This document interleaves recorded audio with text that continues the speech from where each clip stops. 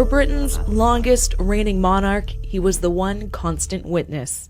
And kisses her on the cheek. For more than 7 decades, Prince Philip kept watch as Elizabeth transformed from princess to queen, grew from young bride to great-grandmother and the world's longest reigning living monarch. Along the way, he too broke records. He is the longest-serving British royal consort, for the Queen a near constant shadow, and though always a step behind, his access and insight were unrivaled. In some ways, he was born to play that role. The young Prince Philip was brought up in a royal household, born on a Greek island and in line to the Greek throne. But then the monarchy was overthrown. His family was rescued by a Royal Navy ship sent by George V. At age 7, his parents separated, and his mother was sent to a psychiatric clinic. He was shuffled between relatives and boarding schools, and from the loneliness, he learned to care for himself. So all of that, I think, made him a very independent person and a man who had to very much live on his wits. He did well in the Navy, which gave him the stability he craved. At that time, I was virtually stateless, I think.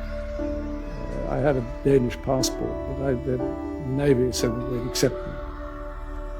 And so I went into the Navy, I think certainly at the instigation of my uncle, Lord Mountbatten. Philip, as a young man, was popular.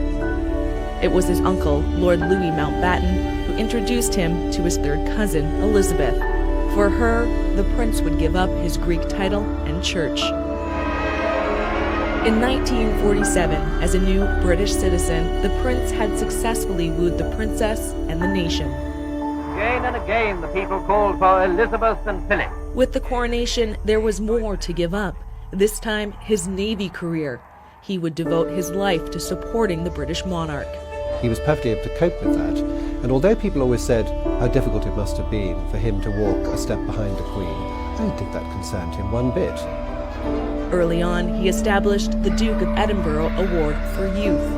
Thousands participated in the UK and in Canada, and the popular award became his most important solo accomplishments. Even as a new husband, there were rumors of affairs, certainly many a night out. Rumors of a marital rift were never confirmed. As a father, he was loving but tough. Early on, he had a strained relationship with his firstborn, Prince Charles, who was far meeker than his father.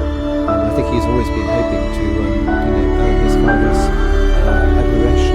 In fact, I don't think that Prince Charles ever quite his parents never quite got it right with him. For the monarchy, the Duke of Edinburgh was a modernizing influence.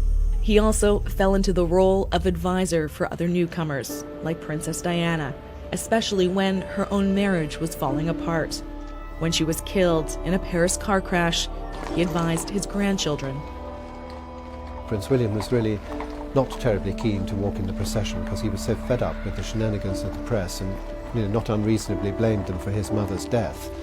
And Prince Philip took the long view, and he said to him, I think, when you're older, you'd very much regret not walking behind your mother's coffin, and I'll walk with you. As a husband, Prince Philip was perhaps the only royal who could say anything to the Queen. He was often unpredictable in public, making widely reported sexist and racist remarks, like describing Chinese people as slitty-eyed and bluntly telling British business leaders they were lazy. I've just done what I think is my best. I can't suddenly change my whole way of doing things. I can't change my interests. I can't change the way in which I react to things. It's part of somebody's style, and it's too bad. He's not one to hide his opinion, says this biographer who has interviewed him. With one particular book I was doing, his answers were so good that I couldn't use half of them because they were libelous. For the Queen, his counsel and company were indispensable. They cut a figure of unity and stability in a family where marriages failed too often. He is someone who doesn't take easily to compliments, but he has quite simply been my strength and stay all these years. I think it was, it's fair to say that Queen Victoria lost Prince Albert, who was her great support, at a very young age, and the Queen was very lucky to have had him all those years.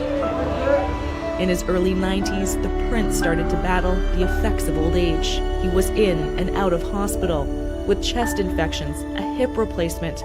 There were constant concerns about his health, but he kept bouncing back. Not long after the marriage of William and Kate, Prince Philip announced he was scaling back. After more than 22,000 solo engagements, he felt he had done his bit.